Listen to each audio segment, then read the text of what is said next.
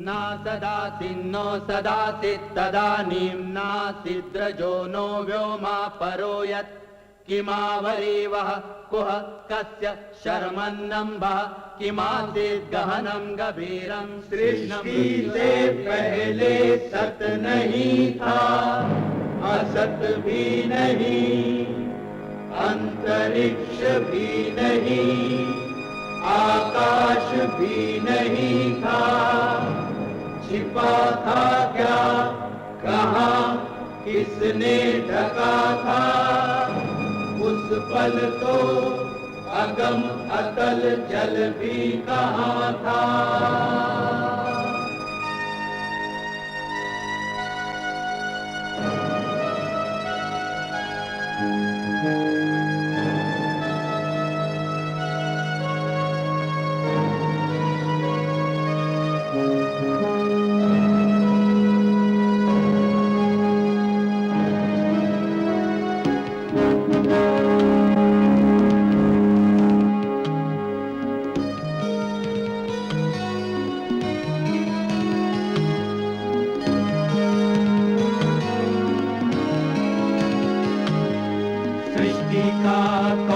करता करता है वा अकर्ता, ऊंचे आकाश में रहता, सदा अध्यक्ष बना रहता, वही सचमुच में जानता या नहीं भी जानता है, किसी को नहीं पता, नहीं पता, नहीं है पता, नहीं है पता।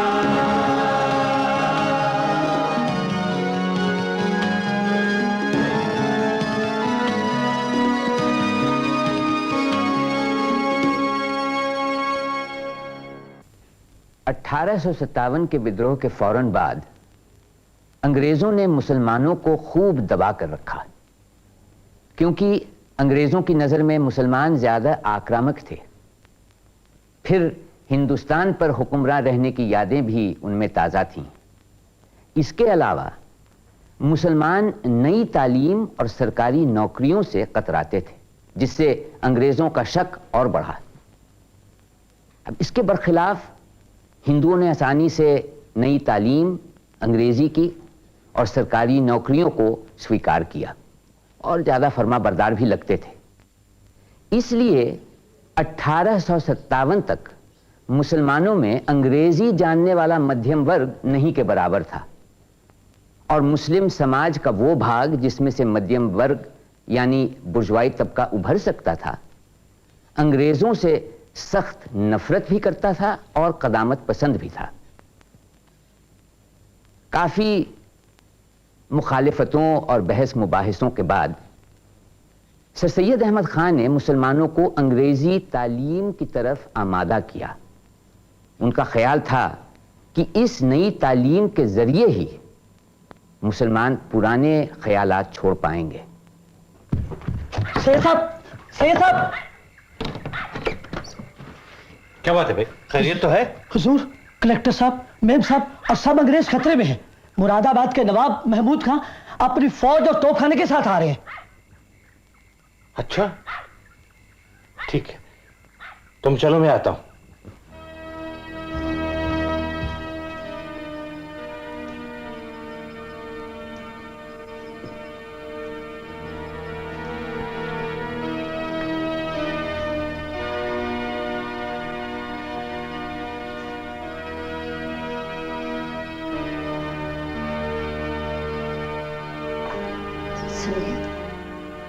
आप अकेले जाएंगे? नहीं, कुछ वफादार सिपाही मेरे साथ जा रहे हैं। रजब अली और कुछ आदमियों को यहां छोड़कर मैं जा रहा हूं। अगर मैं मारा जाऊं तो इन दो बच्चों को लेकर किसी अमन की जगह चली जाना। अच्छा, अल्लाह हाफिज।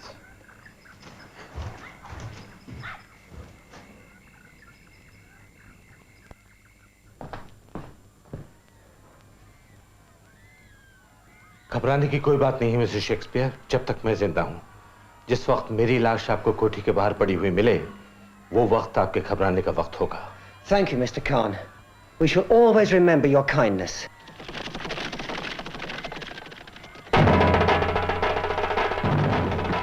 Please don't go outside. घबराइए नहीं मिस्टर शेक्सपियर, मैं नवाब महमूद को जानता हूं।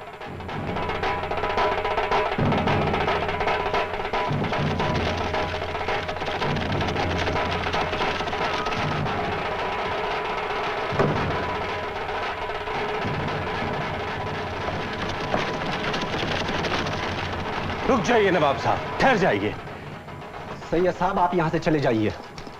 नवाब साहब, मैं आपसे अर्ज करना चाहता हूं, इन अंग्रेजों को यहां से निकल जाने दीजिए, ताकि आपकी शराफत के चर्चे हों।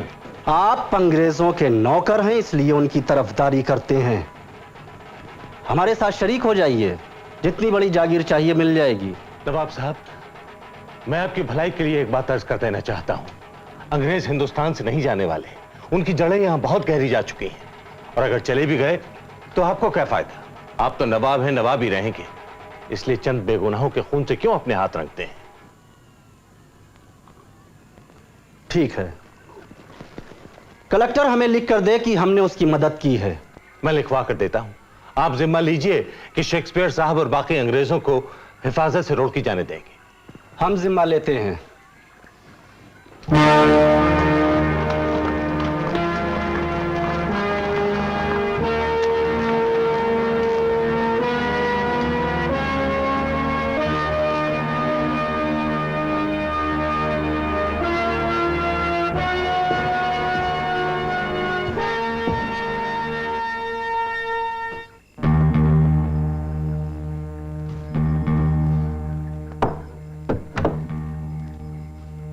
क्या हुआ?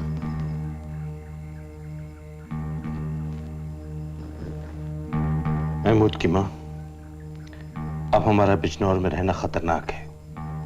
चारों तरफ हालात बिगड़ते चले जा रहे हैं। इस बार तो नवाब हमारी बात मान गया है, लेकिन उसको बदलते देर नहीं लगेगी। अगर हम किसी सूरत मेरठ पहुंच जाते तो वहां से दिल्ली जाना मुश्किल ना होता। पता नहीं मामू और अम्मी किस हाल में हैं। सुना है मोहल्ले के मोहल्ले जलकर खाक हो गए हैं।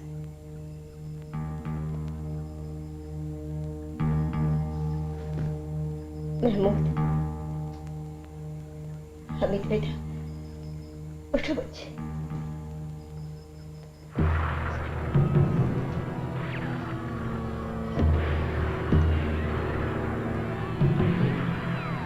बेबून, अब तो ये मुआ घोड़े का दाना भी हलक से नहीं उतरता। कहीं से एक बूंद पानी मिल जाता।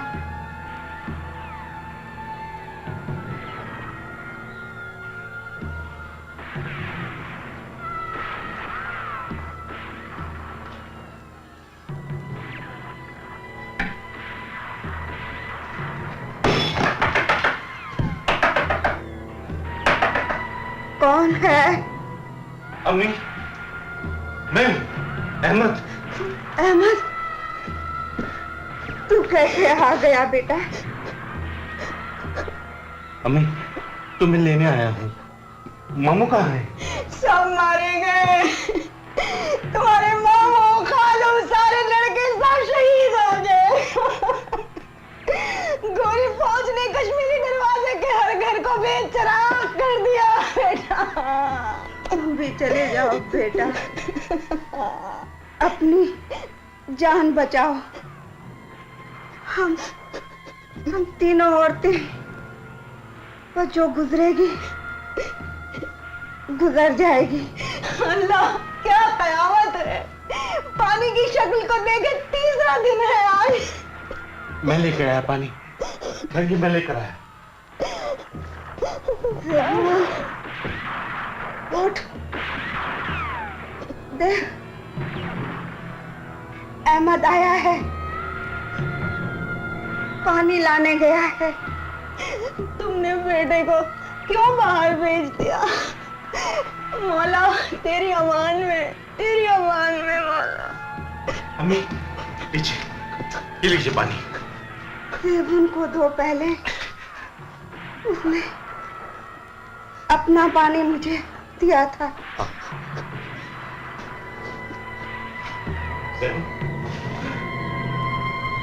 बेबुल, हाय बदनसीब, हाय बदनसीब। खाला, रोने का वक्त नहीं है। दूर दूर तक कोई सवारी नहीं है। बड़ी मुश्किल से डाक की शिकन मिली है। मेरठ पहुंच जाए किसी तरह, नहीं तो सितम हो जाएगा। चलो अम्मी। चलो बेटा, चलो। All of us here know and remember with gratitude the service rendered to us by Mr. Syed Ahmad Khan in keeping the peace in Bijnor during the mutiny. We also remember the singular service rendered by him in preventing any harm from coming to the British officers, the civilians, and their families.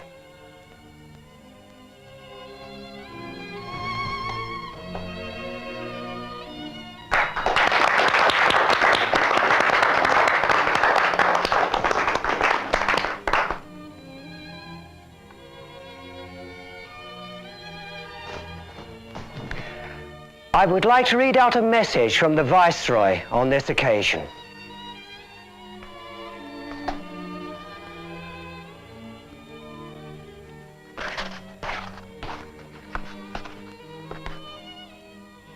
आली जनाब सैयद अहमद खान साहब बहादुर को उनकी खिदमात के एवज सरकार इंग्लिशिया की तरफ से एक खिल्लत कीमती 81,000 रुपए 2 नस्लों के लिए मुबलिक 200 रुपए माहवार की पेंशन अता की जाती है। इसके अलावा कलेक्टर साहब बहादुर की सिफारिश पर सैयद अहमद खान साहब को तालुका जहानाबाद और चांदपुर जिला बिजनौर की जागीर जो बागियों से जब्त की गई है और जिसकी मालियत 1 लाख रुपए से ज्यादा की है अता की जाती है।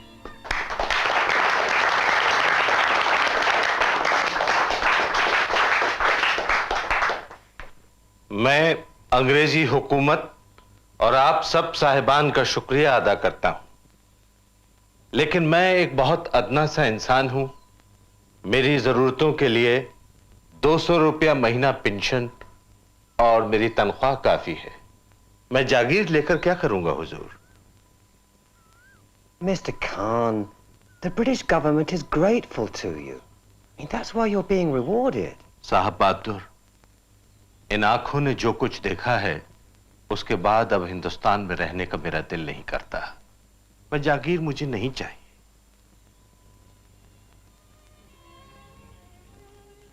Khan Saab, you saved my life and my family's too.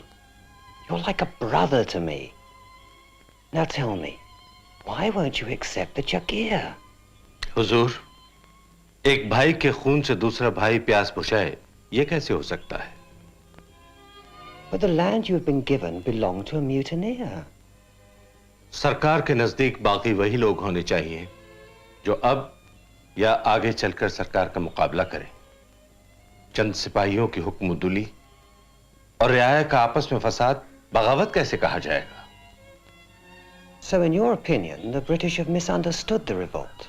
जी हां हुजूर, सिपाहियों की हुक्मदुली को बगावत नहीं कहा जा सकता और उसकी सजा आम रियाया को देना तो जुल्म है। Well, if what you say reaches England, it will benefit all Indians, especially the Muslims who are not being recruited into the army anymore. मैं अपनी बात लंदन तक पहुंचाने की कोशिश करूंगा। तो यही है वो रिसाला जिसके बारे में शेक्सपियर साहब बता रहे थे? जी हां शंकरदास साहब, मैंने इस रिसाले का नाम रखा है असबाब बगावत हिंद। इतनी जल्दी आपने लिख भी लिया और छपवा भी लिया।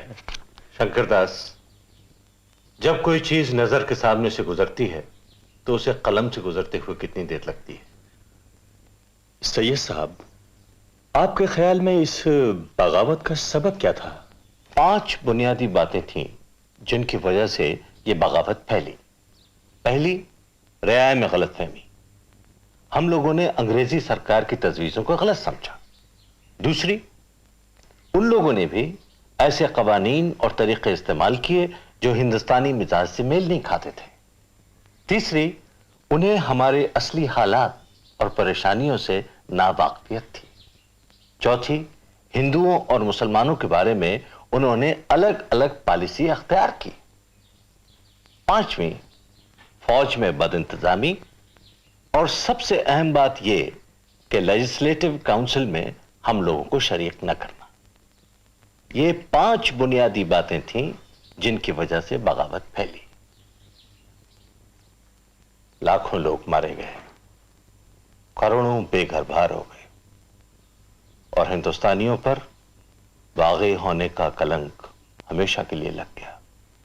तो इन रिसालों को आप बांटेंगे क्या? हुकूमत को भेजूंगा। लंदन की पार्लियामेंट के हर मेंबर को एक एक कॉपी भेजूंगा। सैयद साहब, मेरी मानिए तो इन रिसालों को आप चला डालिए, क्योंकि इन्हें पढ़ने के बाद आपको भी बागी समझा जाएगा। अपनी जान खतरे में न डालिए। शंकरदास, कुछ काम ऐसे होते हैं जिनमें अगर जान भी चली जाए तो कोई मजाक नहीं। तुम्हें अंग्रेजी आती है? तुम इन पर पते लिखो। 500 से कुछ ज्यादा होंगे। मैं तब तक खुदा से दुआ मांगता हूं कि वो मेरी मेहनत कबूल करे।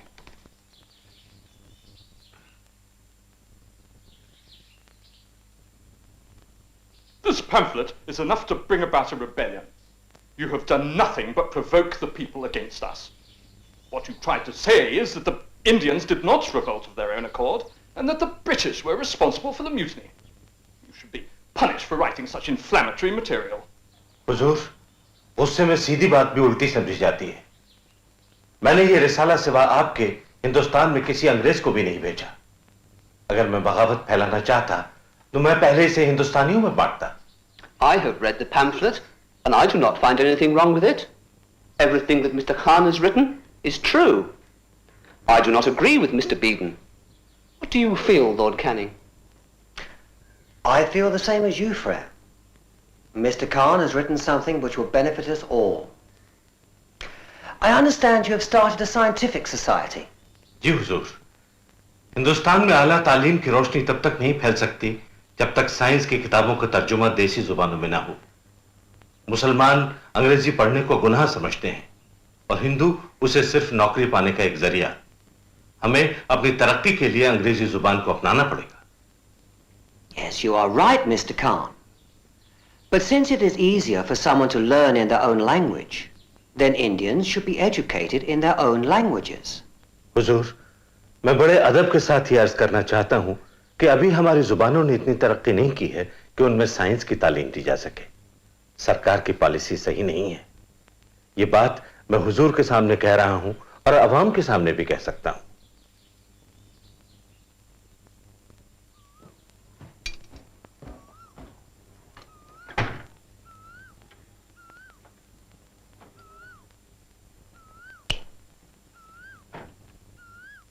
अरे भाई बेगम, कल से मुरादाबाद में हमारा अंग्रेजी स्कूल शुरू हो रहा है। तुमने लड़कों के कपड़े वगैरह तो ठीक कर दिए हैं ना? मैं अपने बेटों को अंग्रेजी स्कूल में पढ़ाकर क्रिस्तान नहीं बनाऊंगी। अरे क्या बात कर रही हो बेगम? बगैर अंग्रेजी के वो कहीं के नहीं रहेंगे। आपने कौन सी अंग्रेजी पढ़ी हुई है? मेरी बात जाने दो, वो वक्त और था। लेकिन अब सरकारी नौकरी बगैर अंग्रेजी के नहीं मिलेगी। बंगाल में बंगाली बाबू अंग्रेजी पढ़ पढ़ कर मुल्क भर में ऊंचे ऊंचे ओहदे पा रहे हैं। और रहा सवाल फौज का, तो वहां तो मुसलमानों को भर्ती किया नहीं जा रहा है। रही वकालत, अब वकालत में भी उर्दू की जगह अंग्रेजी आ गई। अरे अब तो यूपी के मुसलमान ही नहीं, हिंदू भी अंग्रेजी से नहीं कतरा सकेंगे। ठीक है, आप अपने बेटों को अंग्रेजी पढ़ाइए, लेकिन मैं उन्हें आपकी तरह कोट पतलून नहीं पहनने दूंगी।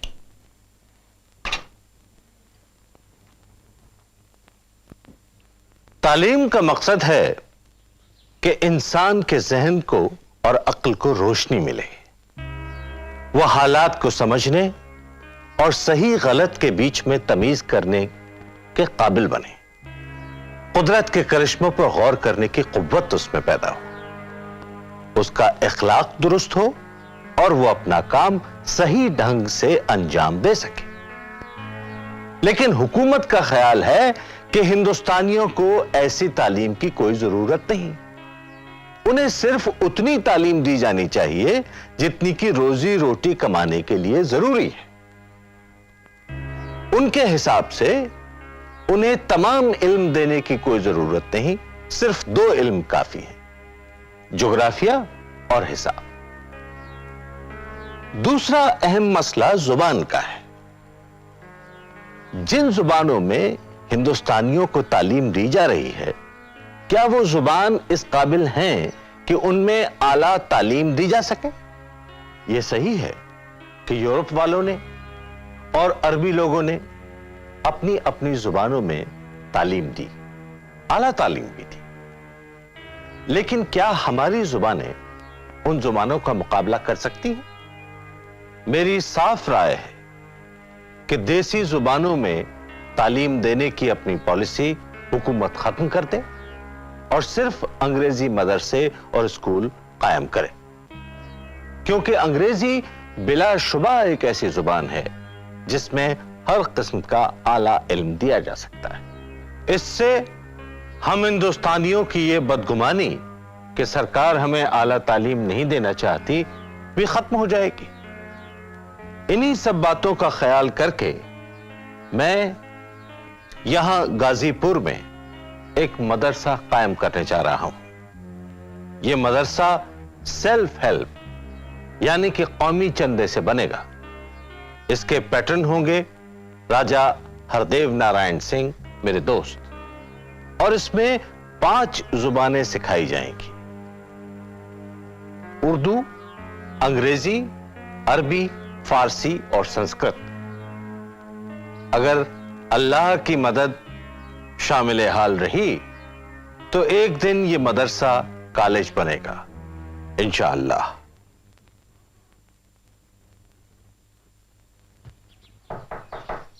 हजूर, छापे खाने से आदमी आया है और अखबार के फर्मे लाया है। अच्छा, लाओ भाई लाओ।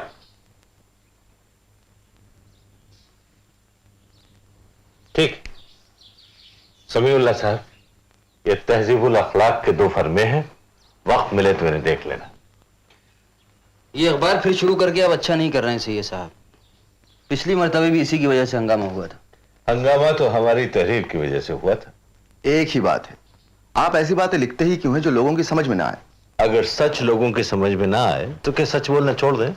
ऐसा सच जिसमें फसाद का अंदेशा हो बोलने से मना किया जाए।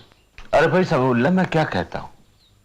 मैं यही कहता हूं कि तरक्की कदामत परस्ती और वहम परस्ती से नहीं हो सकती, पुराने ख्यालात से चिपके रहने से नहीं हो सकती, साइंस के जरिए हो सकती।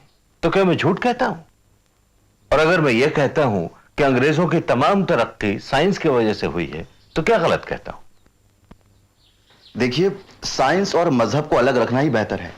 उलमा कहते हैं कि साइंस कुरान के खिलाफ है। गलत कहते हैं। साइंस नेचर का कानून है। नेचर यानी कायनात अल्लाह की तख्लीक है और कुरान अल्लाह का कलाम है। कुरान और साइंस तो एक दूसरे के खिलाफ हो ही नहीं सकते। लोग कह रहे हैं कि आप ये सब इसलिए कहते हैं कि आप अंग्रेजों के हामी हैं। उनकी हर बात की, चाहे वो गलत हो या सही हो, आप तायीद करते हैं। और मेरे भी एक बात समझ में नहीं आ रही सैयद साहब, आपने तो चेचक के टीके लगवाने के हक में बिल पास करवाया, और फिर अंग्रेजों के साथ खाने पीने को भी आप गुनाह नहीं समझते। इस बात पर आपके खिलाफ फतवे तक जारी हुए हैं। आप 50 इल्जाम लगा लीजिए मुझ पर, मैं नहीं बदलने का। मैं सच कह रहा हूं सैयद साहब, आधे से ज्यादा लोगों की समझ में आपकी बातें नहीं आती।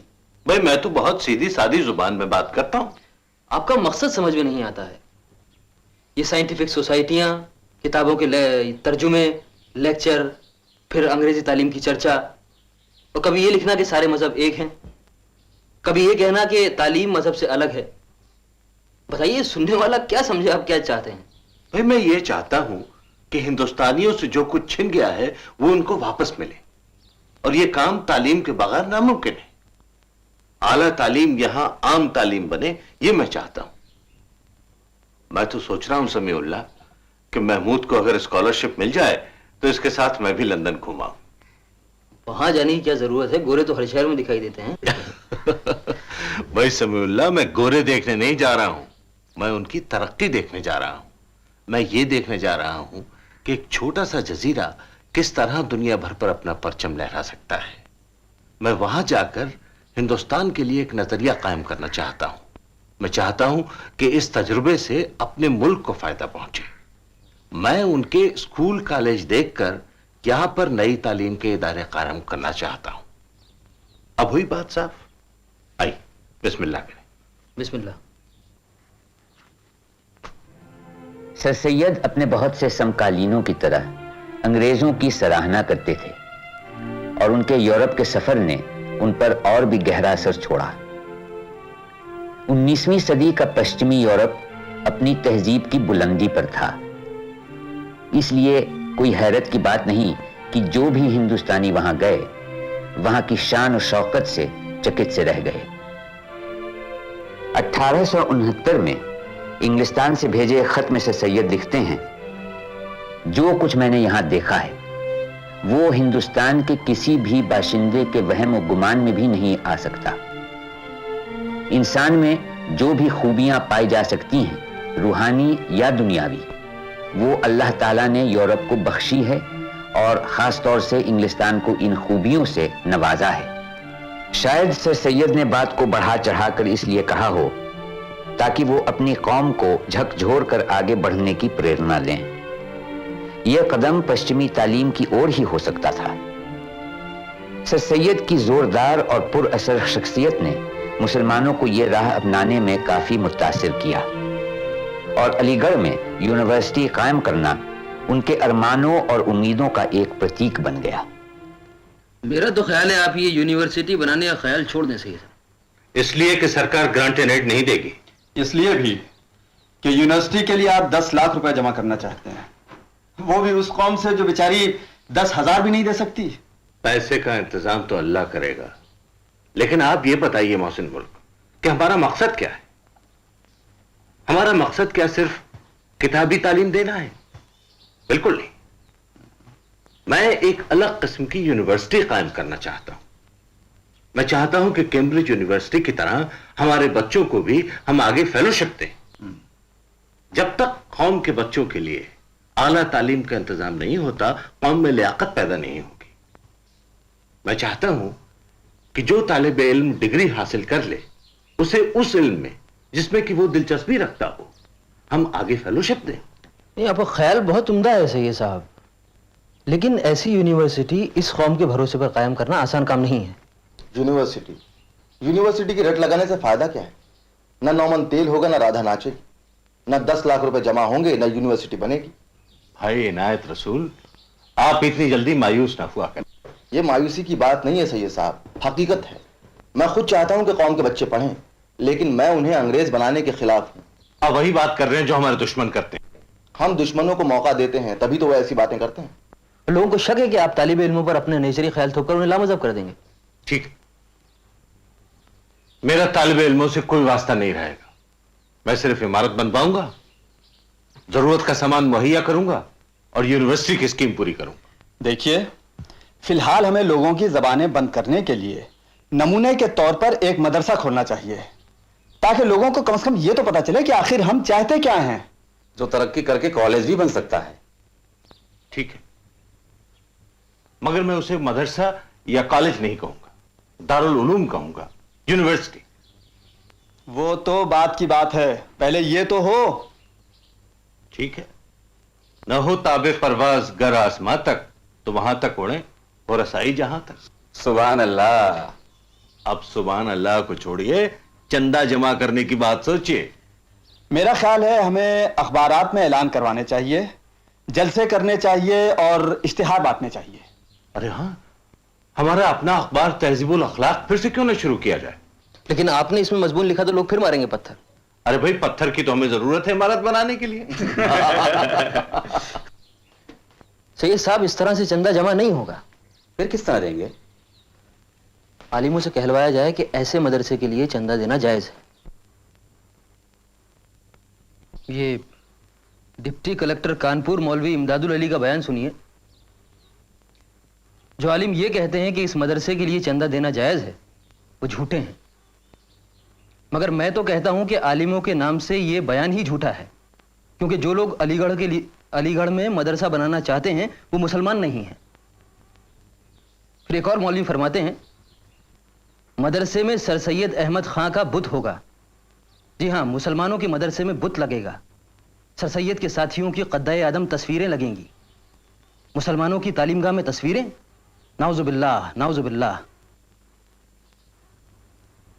एक और इसी तरह का बयान सुनिए कि सैयद नहीं है, क्रिश्चियन है, काफिर है। इस मदरसे में हमारे बच्चों को ईसाई बनाया जाएगा। जो रुपया चंदे से जमा होगा वो सूद पर चढ़ाया जाएगा और सूद के पैसों से मदरसा चलेगा। समीउल्लाह साहब, वो वक्त गया जब हम सर झुकाए सबको सुनता रहते थे।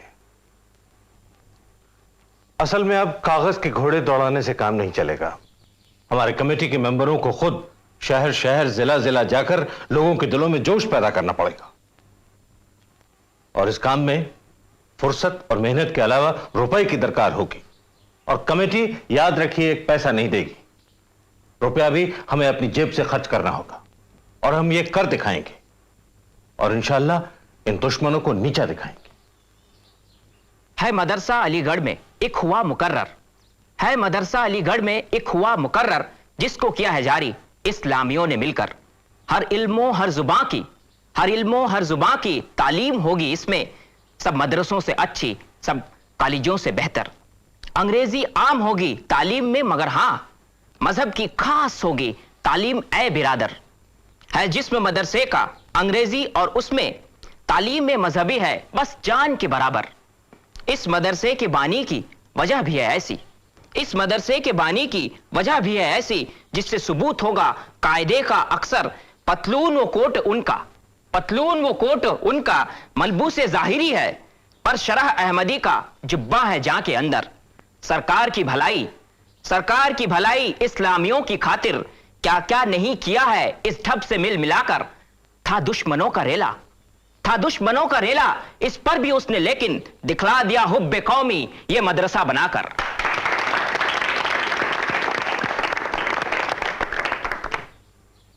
ये मदरसा इंतहा नहीं, इब्तिदा है।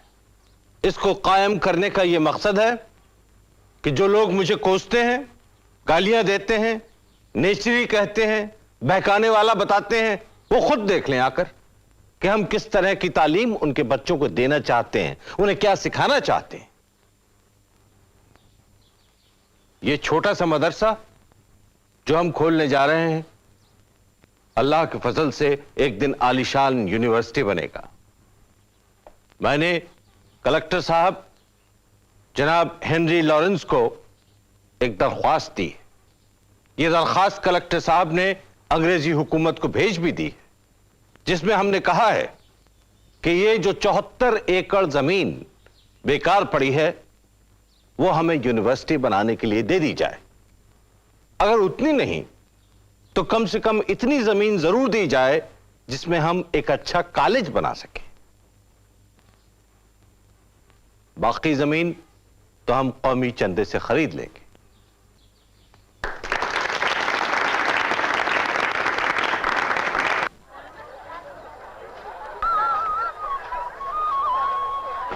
शुक्रिया भाई, आदा। अब भाई सुनिए, जरा मदरसे के लिए कुछ। नहीं नहीं, मुझे अपने बच्चों को अंग्रेज नहीं बनाना है।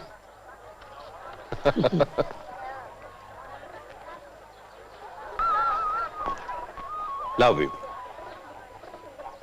शुक्रिया, वेलकम। अरे सैयद साहब, आप और यहाँ इस हाल में? अरे भाई, किस्मत में भीख मांगना लिखा है सो मांग रहे हैं, लेकिन अल्लाह का फजल है कि अपने लिए नहीं मदरसे के लिए मांगते हैं। एक आना डाल दीजिए इसमें। शुक्रिया। अल्लाह आपको कामयाब। आमीन। बता लैला में तूने क्या देखा, बता लैला में तूने क्या देखा। जा, मैं तेरे सवाल का जवाब नहीं देता। मजनू, तुझे मेरे हर सवाल का जवाब देना पड़ेगा। नहीं दूंगा। तुझे तेरे अल्लाह की कसम। नहीं दूंगा। तुझे तेरे अब्बा की कसम। नहीं दूंगा। तो जा, तुझे तेरी लैला की कसम। क्या पूछा तुमने? बता लैला में तूने क्या देखा, बता लैला में तूने क्या देखा, बता लैला में तूने क्या देखा, बता लैला में तूने क्या देखा। मैंने लैला में नूर खुदा देखा, मैंने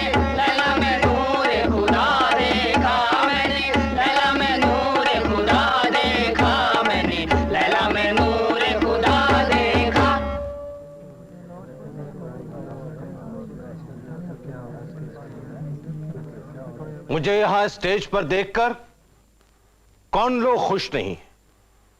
वही लोग जिनके दिलों में कौम के लिए मोहब्बत नहीं है, जिनके दिलों में झूठी शेखी भरी हुई है। अरे रईसों, दौलतमंदों, तुम ये मत समझो कि तुमने अपने बच्चों के लिए सब कुछ जुटा लिया है।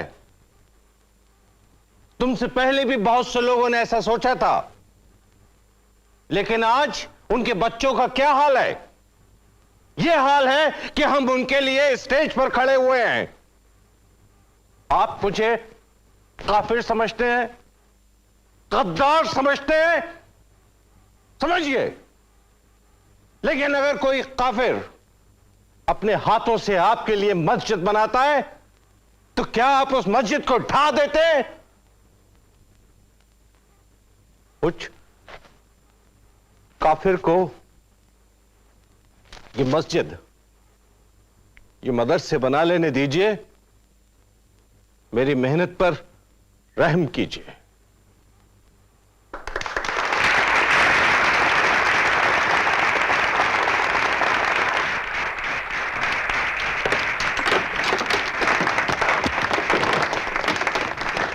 आपकी वजह से मदरसे का नाम बदनाम हो रहा है। हमारे नाम पर कीचड़ उछाल रहे हैं लोग। तो पहले कौन से तमगे दिए जाते थे हमें? आप जानते हैं मौलवी अली बख्श खां उलमाए मक्के शरीफ से आपके खिलाफ फतवे लेकर वापस आए। चलिए, हमारी वजह से उनको हाजी बनने का मौका तो मिला। वैसे ही आपके खिलाफ कौन से कम फतवे थे जो आपने ये लॉटरी के जरिए चंदा जमा किया है। लॉटरी नाजायज है और मदरसे के लिए कोई नाजायज काम नहीं होगा। घबराइए नहीं, इसका गुनाह मेरे और आपके सर नहीं पड़ेगा। ये उन लोगों के सर पड़ेगा, वो दौलतमंद और रईस लोग जिन्होंने चंदा देने से इनकार कर दिया। अगर वो लोग चंदा देते तो ये हमें लॉटरी की जरूरत ही क्यों पड़ती? देखिए, मैं आपसे पहले भी कह चुका हूं कि अगर मदरसे में कोई भी काम मजहब के खिलाफ हुआ तो मैं यहां से चला जाऊंगा। मैंने कौन सा काम मजहब के खिलाफ किया है? अपने बच्चों को अंग्रेजी पढ़ाना कोई गुनाह है? उन्हें अंग्रेज बनाना गुनाह है। अरे भाई, क्या हर्ज है अगर हमारे बच्चे कल्चर में अंग्रेज हों और मजहब में मुसलमान? मैं आपसे बहस नहीं कर रहा, मगर मुझे यकीन है कि लॉटरी की सख्त मुखालिफत होगी। बिल्कुल नहीं होगी। बिल्कुल होगी। नहीं होगी। चाहे तो एक अशरफी की शर्त बदलीजिए। बदलीजिए, लेकिन पहले यह दिखाइए कि आपके पास अशरफी है या नहीं। है क्यों नहीं? ये देखिए।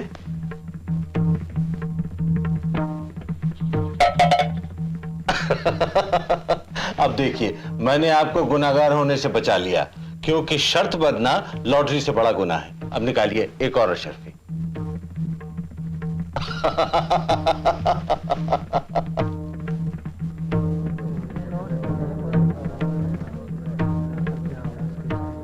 और भाई मौलवी साहब, सलाम वालेकुम। वालेकुम अस्सलाम।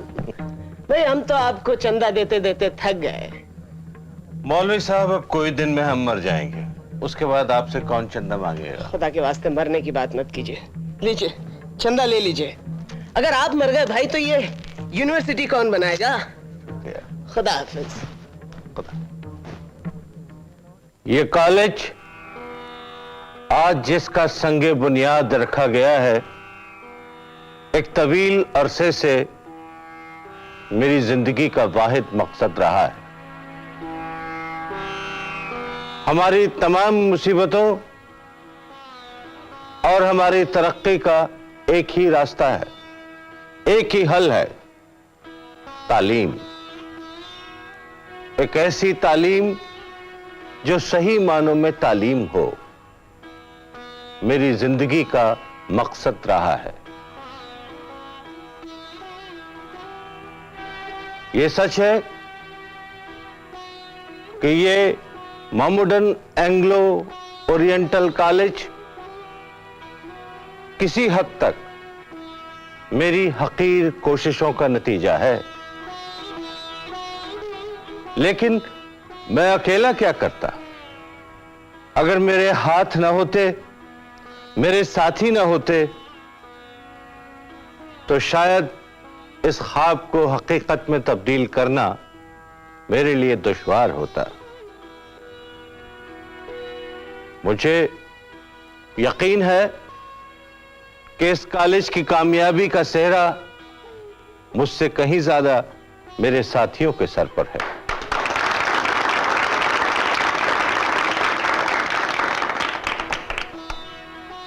मुझे ये देखकर इत्मीनान होता है अपने जिंदगी के आखिरी हिस्से में कि जिस काम ने मुझे इतने अरसे तक बांधे रखा,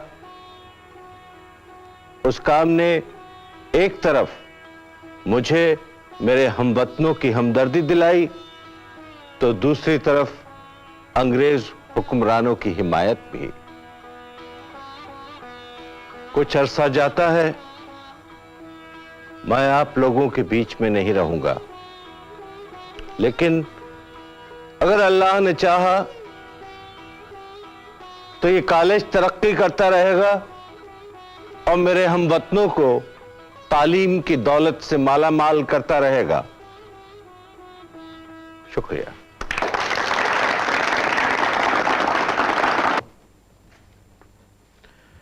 किसका खत है मोहसिन? सुरेंद्रनाथ बनर्जी का। पढ़ो क्या लिखा है। इसमें लिखा हुआ है कि एक इदारा कायम होने जा रहा है इंडियन नेशनल कांग्रेस के नाम से, जिसमें हिंदुस्तान के तमाम मुअद्दिर लोग शामिल हो रहे हैं। खुद बनर्जी का और बदरुद्दीन तैयब जी का यह ख्याल है कि अगर इस इदारे में आप शामिल न हुए तो यह अधूरा रह जाएगा। मोहसिन जी, तुमने 1857 के गदर के बारे में तो सुना ही होगा। जरूर सुना है। मैंने सब कुछ अपनी आंखों से देखा है। मुसलमानों पर जो गुजरी वो मैं खूब समझता हूं। और उसके बाद आप ही ने तो असबाब बगावत हिंद में कहा था कि वायसराय की काउंसिल में हिंदुस्तानी नुमाइंदे भी होने चाहिए। नतीजे के तौर पर कई साल तक काउंसिल में हिंदुस्तानी मेंबर नामजद भी हुए थे। हाँ, मगर अब ये वायसराय की तरफ से नामजदगी की बात नहीं कर रहे हैं, अब ये इलेक्शन की बात कर रहे हैं, सरकार से लड़ने झगड़ने की बात कर रहे हैं। अब ये बंगाली लोग पिछले 100 साल से अंग्रेजी पढ़ रहे हैं, ऊंचे ऊंचे ओहदे पा गए हैं, इनकी माली हालत भी हम लोगों से कहीं ज्यादा बेहतर है, ये अपने हक के लिए लड़ सकते हैं। लेकिन अगर हमने लड़ाई झगड़ा शुरू किया तो ये हमारे लिए बहुत नुकसानदेह साबित होगा। 1857 के बाद जो कुछ हमने पाया है वो भी हम खो बैठेंगे। तो फिर इस खत का क्या जवाब देना है? अब जवाब क्या देना है, वो लोग अपने हक के लिए लड़ रहे हैं, उन्हें लड़ने दें। हम जो काम कर रहे हैं बच्चों की तालीम का, वो हम करते रहेंगे।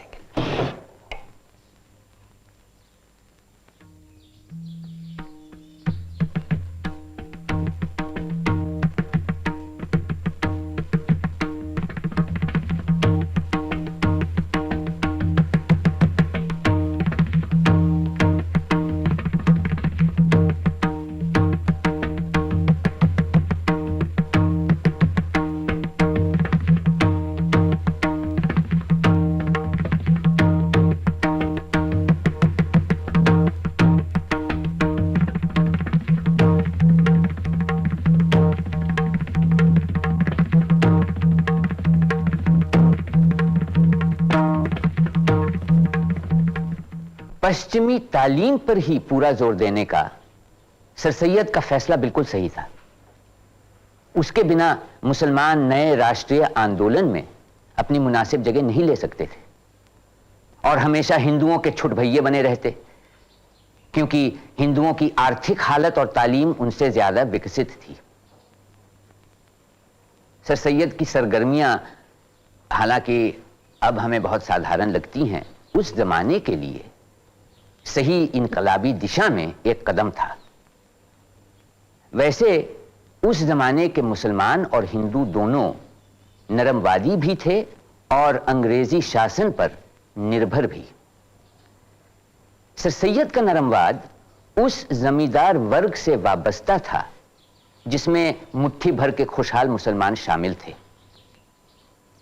हिंदुओं का नरमवाद एक मोहतात पेशेवर या व्यापारी वर्ग का था जो उद्योग लगाना और पूंजी की वृद्धि चाहते थे। हिरण्यगर्भात् समवर्तताग्रे भूतस्य जातः पतिरेक आसीत् सदाधार पृथिवीं जामुते मां कस्मै देवाय हविषा विधेम।